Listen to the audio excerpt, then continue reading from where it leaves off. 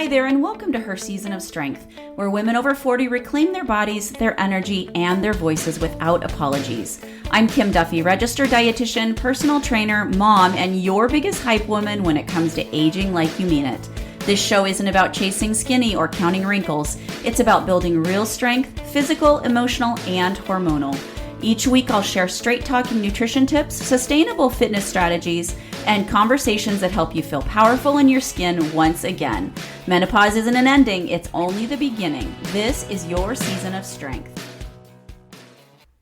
Hello, and welcome back to Her Season of Strength. I am so happy you're here, and I thank you for coming back to listen to another episode.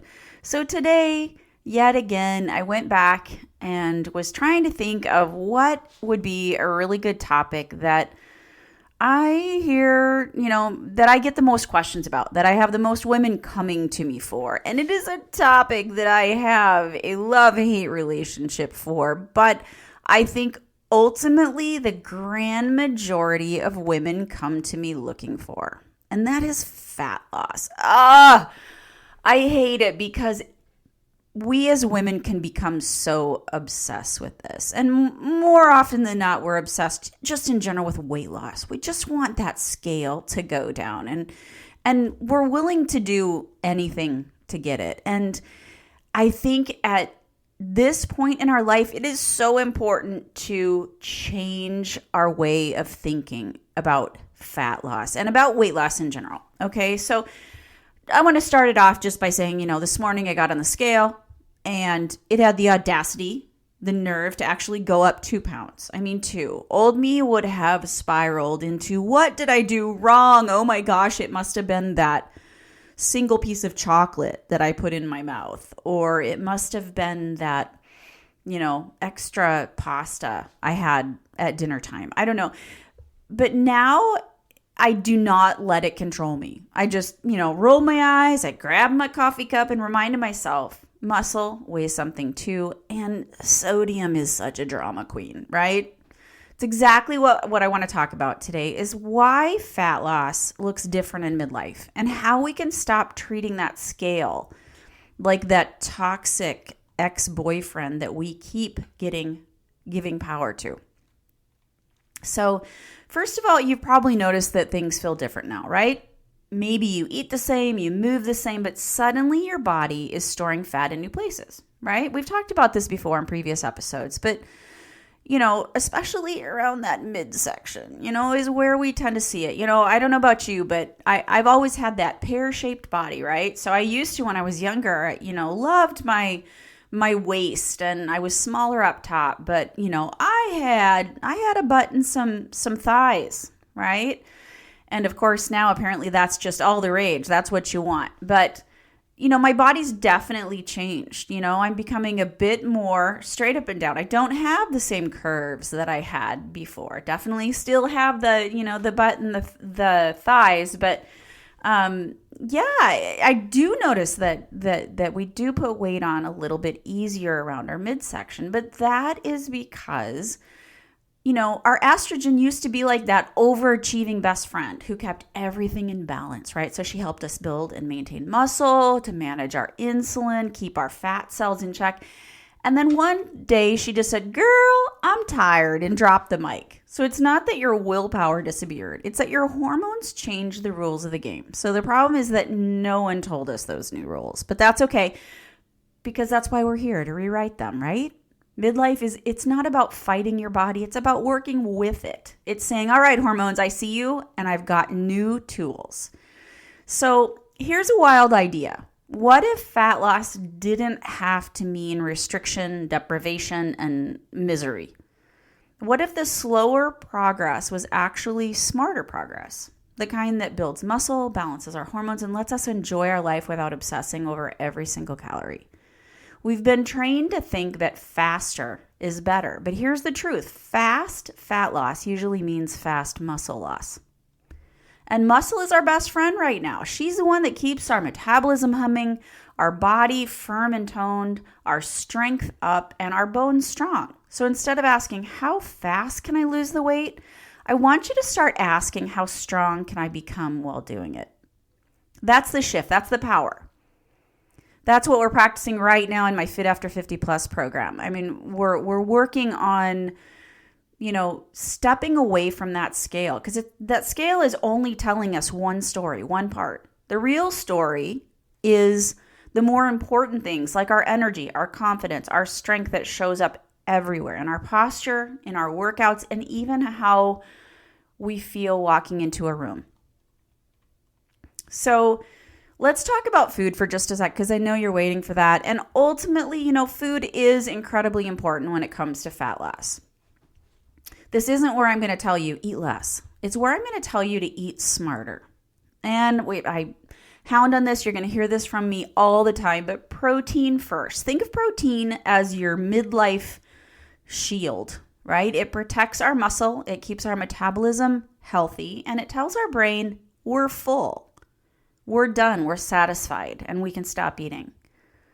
And so if you want kind of a quick visual, every meal should have something that used to move, swim, or grow high in the field, like, chicken, salmon, or other fish, eggs, beans and legumes like tofu, black beans, chickpeas, dairy products like Greek yogurt, cottage cheese, whatever fits your vibe and kind of what kind of foods you enjoy and what you eat.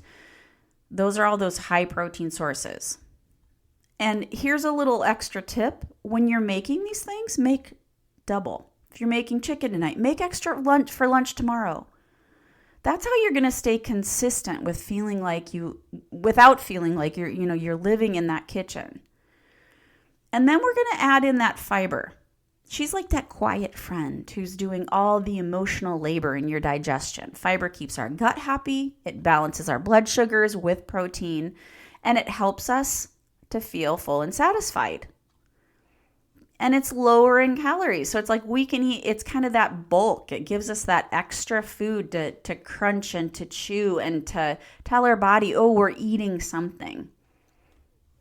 So small daily upgrades are going to just work wonders. So, things like adding chia seeds to your oatmeal, adding veggies to your lunch and dinner meals, or grabbing, a whole raw, fresh piece of fruit instead of, a quick and easy like granola bar or more processed carb. Don't overthink it. Just upgrade one choice at a time. And if you want more of these little midlife aha tips, you can also grab my free guide. I have a guide called 20 Tips to Crushing Menopause. It's short, simple, totally change how you will look at this stage in life, and it includes kind of just an overall picture of different areas that you can make kind of small tweaks in your life. I'm going to put the link in the show notes. So now let's address the elephant, or should I say the dumbbell in the room. If you want to change your shape after 40, you have to lift. Otherwise known as strength training, resistance training, period. Muscle is our secret weapon. It burns calories. It's going to help to regulate hormones, protect our joints, and really, it's going to make us look more tone. That word. I know a lot of people will be like, I want to tone my tummy, or I want to tone the back of my arms. That's kind of a different idea. But anyway, so strength training is going to help us to look more sculpted, even when the scale hasn't budged, because we know that muscle weighs more than fat. So it may not make any difference on the scale, but yet you can see, you can tell, you've gained strength, you've gained muscle. And you don't have to live in the gym. 2 or 3 solid strength sessions per week, even if it's 30, 40 minutes, if you do them right, if you're efficient with them, it's going to do more for your metabolism than any cardio binge ever will. And no, you're not going to get bulky. You're going to get defined, you're going to get strong, and maybe even addicted to how powerful you feel. And this is another piece in the Fit After 50 program that we focus on exactly that, is just building strength with smart, progressive workouts, fueling properly, and restoring balance with recovery days. Because you know what? Our bodies aren't broken. It's just ready for a smarter plan. So let's zoom out for just a second. If you want to lose fat and you want to keep it off, the secret isn't eating less. It's living better. And that means making sure we're getting enough sleep. And that's, goal of at least 7 to 9 hours a night. And I know, you're waking up in the middle of the night at 2 a.m., 3 a.m. wide awake, because that's what menopause, postmenopause can do. But I'm just talking about, what time are you going to bed? Are you doing things to help to create a healthy sleep habits? Are you reading a book before bed rather than scrolling on your phone? Or are you turning off your work computer and having a nice warm bath or a cup of chamomile tea? How can you create a better environment which is going to ensure a little bit better quality of sleep? Okay? So it's not just a matter of quantity. It's a matter of, what can we do to help our bodies to be more tired? So we exercise. We can wear them out. But then also to fall into a nice restful sleep.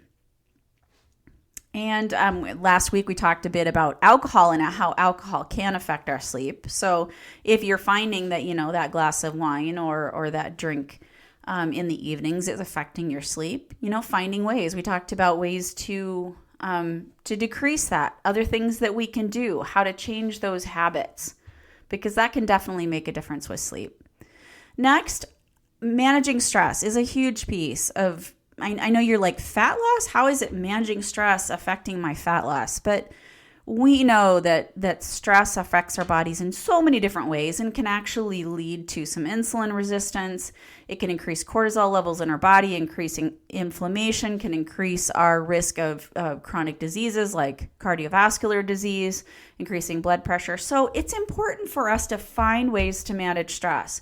What do you enjoy doing? What can you do to bring those cortisol levels down, to bring that stress down? Maybe it's just adding in a 5-minute meditation during the day at lunchtime. Maybe when you feel like the most stressed at work and you need to kind of just take 1 second, 5 minutes to breathe and to relax your body and tell your body that you're not in fight or flight. Or maybe it's, making sure that you're getting in your movement, getting in your nice walks outside, feeling the sunshine on your face. Maybe it's doing things with your friends or your family if that's things that you enjoy to help bring those stress levels down. But, if you are just a stressed out machine, even if you are getting in the workouts, even if you are eating a perfect diet, you are going to struggle. It is going to be harder to lose fat. Next is the exercise piece and just moving. So I'm not talking about just strength training. That I told you about how that's important for building our muscle, for building our metabolism, but finding ways to move is so important too. We call that NEAT, or our non-exercise activity thermogenesis. I had to think about that just for a second. So it's basically how we're burning calories outside of actual exercise that we're doing. So it's those steps that we're taking during the day. It's, are we trying to go for a nice, a walk over our lunch hour? Or are we, when you get home, maybe after you have dinner to help digestion? How are you moving? Because if we're sitting on our rear ends, sedentary all day long in this job, getting 1,000 steps in all day long, we need to find ways to move, whether that's a standing desk or maybe we have a walking pad on it. Maybe, like I said, we go for a walk over lunch, but just finding ways to get in just a little bit more movement during the day, because that is going to make a big difference. Next one is eating enough protein and fiber. We already touched on that, how that's important for fat loss. And most importantly, giving yourself time. Because here's the truth. You can't hate your body into change. We can't shame it and guilt it into what we want. We need to learn how to love our bodies in the process. And when we approach fat loss with patience and with strength instead of shame and punishment, our results not only show up, they're going to be much more likely to stay. So if you're ready to stop starting over every Monday and finally build that consistent habit and that body that works with you and not against you, start with those small things. Focus on the protein, get in your fiber, lift something heavy, sleep, and repeat. And again, don't forget to grab your free guide, 20 Tips to Crushing Menopause. The link's in the show notes. It's full of simple ways to kind of take back your energy, help gain more confidence, build your strength. You can grab it from the link below. And if you're nodding along thinking, I need a plan and accountability, get on that interest list for the next Fit After 50 Plus. Our next round is going to kick off winter, spring of 2026, and interest list members are always going to get the best bonuses and discounts first. Because remember, this is about progress over perfection. We're in this for the long haul, and this is your season of strength. Have a fantastic day. Take care.